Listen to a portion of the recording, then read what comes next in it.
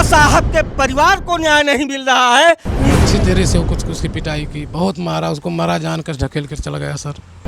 दर्ज की हम दवा नहीं करेंगे। हम पकड़ के रोए जब देखे उनका चेहरा कटा है, आँख में सारा खून है। Risky reporters TV. ऐसी घटना पर कुछ प्रश्न ऐसे हैं जो परिजन से पूछा नहीं जा सकता। यह प्रश्न करने का अधिकार कानून का पालन करवाने वाले न्यायालय का या उनके द्वारा जिसे जिम्मेदारी सौंपी जाए। हमारा कार्य सिर्फ ऐसे दबे कुचले वंचितों की बुलंद आवाज उठाना है तथा हुकूमत तक पहुंचाना है, जिसमें आपकी भूमिका अहम है। बस्ती जिले के छावनी थाना अंतर्गत डुहवा मिश्र गांव में जिले को शर्मसार करने वाली घटना घटी, जहां भैंस चराने गई लगभग 20 वर्षीय युवती को कुछ लोगों के द्वारा दुराचार कर मारा पीटा गया और मानव रूपी दानवों के द्वारा मरा जानकर गड्ढे में फेंक दिया गया। खून से लथपथ युवती घर पहुंची, सारी घटना को बताते बताते बेहोश हो गई। परिवार के लोगों ने पुलिस से मामले को दूर रखने का प्रयास किया। किसी तीसरे माध्यम से जब छावनी थाना अध्यक्ष दुर्गेश पांडे को सूचना मिली तो वो तत्काल पीड़ित के घर पहुंची। सरकारी वाहन से पीड़िता को नजदीकी CHC हरैया लेकर पहुंची, जहां उसे जिला अस्पताल बस्ती फिर वहां से BRD कॉलेज गोरखपुर रेफर कर दिया गया। उसके बाद जिले के सारे आला कमान का पीड़ित परिवार के घर आना जाना लगा रहा। परिजन के अनुसार अब उसकी हालत ठीक बताई जा रही है। हमारा प्रश्न सरकार है, आखिर क्यों बनती रहती है निर्भया? क्यों नहीं कोई कठोर कानून? बस्ती जिले के डुहवा मिश्र छावनी थाना के उस परिवार में खड़ा हूं मैं, जहां भारत की एक निर्भया के साथ में दुराचार कर दिया जाता है। नमस्कार, मैं हूं आसुन आदि और आप देख रहे हैं रिस्की रिपोर्टर। आज मैं उस परिवार में आया हूं जहां अभी 2 से 3 दिन पहले एक बच्ची के साथ में, एक बहन के साथ में, एक बेटी के साथ में दुराचार करके और यहाँ फेंक दिया जाता है। मैं उस परिवार के साथ में हूँ और इस परिवार की दशा को देख लीजिए। ये आपको सब कुछ दिखाई दे रहा है। माँ यहाँ अकेले बैठकर बिलख रही है और सबसे बड़ी चीज़ देखिए, इस देश के संविधान को लिखने वाले बाबा साहब भी मौजूद है यहाँ। बाबा साहब के परिवार को न्याय नहीं मिल रहा है, इससे बड़ी दुर्दशा और क्या हो सकती है, मैं इस परिवार से जानता हूँ। चाचा आपकी बेटी थी वो? हाँ सर।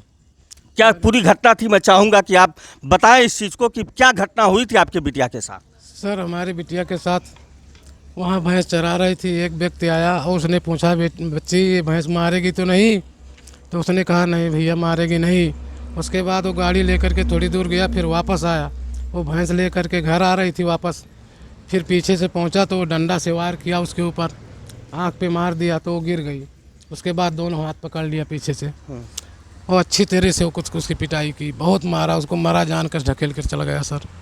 अच्छा, आपको जानकारी कैसे हुई कि? सर, वो लड़की अपने आप किसी बेसिस से उठ कर के बाद में चल के घर तक आई। क्या क्या बताया उसने? उसने यही बताया कि मतलब हमको जो है इसी तरीके से मारा और हम किसी हिम्मत से बांध करके घर तक पहुंच गई, यहाँ गिरी तो बेहोश हो गई।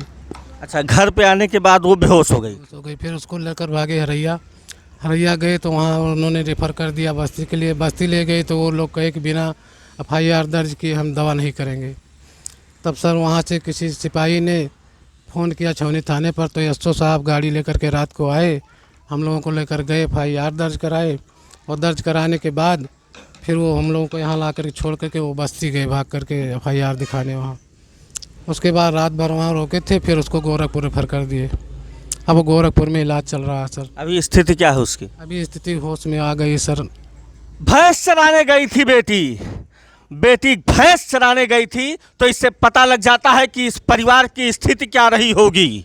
और उस स्थिति में अगर उसके साथ में दुराचार हो रहा है, उसे मारा पीटा जा रहा है, तो मैं हुकूमत आपसे यह प्रश्न तो दाग ही सकता हूं कि आखिर एक निर्भया को न्याय मिलने में 7 साल 3 माह 3 दिन लगा था, जिसके लिए पूरा देश लड़ रहा था। लेकिन इस बहन बेटी के लिए लड़ने वाला कौन है? यह बाप, लाचार बाप जो मजदूरी करके इस परिवार को चलाता है, और ये माँ जो यहाँ बैठकर बिलख रही है। मा, का, अरे माता जी सुनिए पहले, माता जी सुनिए पहले। अच्छा ये बताइए, आपकी बिटिया जो है आपसे क्या बताई थी आने के बाद में? आई है कहीं कि हम पकड़ के रोए जब देखे उनका चेहरा कटा है, आँख में खाऊं सारा खून है। तो मुझे बच्ची तुम कहा होगी कहीं मैं इट्टू में नहीं मार दी तो पता आएगा कहीं से बच्ची भैंस चराने, भैंस तुमको मारेगी नहीं, हमको मारेगी नहीं, कहीं नहीं मारे नहीं। बस इतना कह के वो उधर गए, फिर वहाँ से आए, फिर हमारे बच्चे को मारने लगा, कुछ नहीं बोल सके। उसके बाद में शासन प्रशासन में आपके दरवाजे तक कोई आया? हाँ सर, पुलिस आ रही है, प्रशासन आया था, अधिकारी आए थे, बड़े बड़े अधिकारी आए थे, सब लोग आ रहे थे। कल अभी बस्ती से फ़ोन आया हमारे पास, उन्होंने पूछा कि आपके नाम मुकदमा दर्ज कर दिया गया, क्या आप संतुष्ट हैं? हमने कहा सर मैं संतुष्ट नहीं हूँ, क्योंकि मुजरिम पकड़ा नहीं गया, मुकदमा पहले दर्ज हो गया।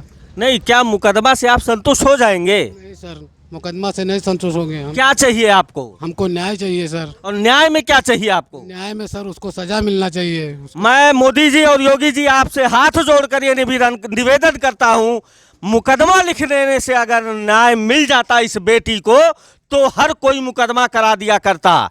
लेकिन एक निर्भया आपके आंख के सामने आ रही है। इस देश में कितनी ऐसी निर्भयाएं पैदा हो रही हैं और मर जा रही हैं, मुकदमा नहीं।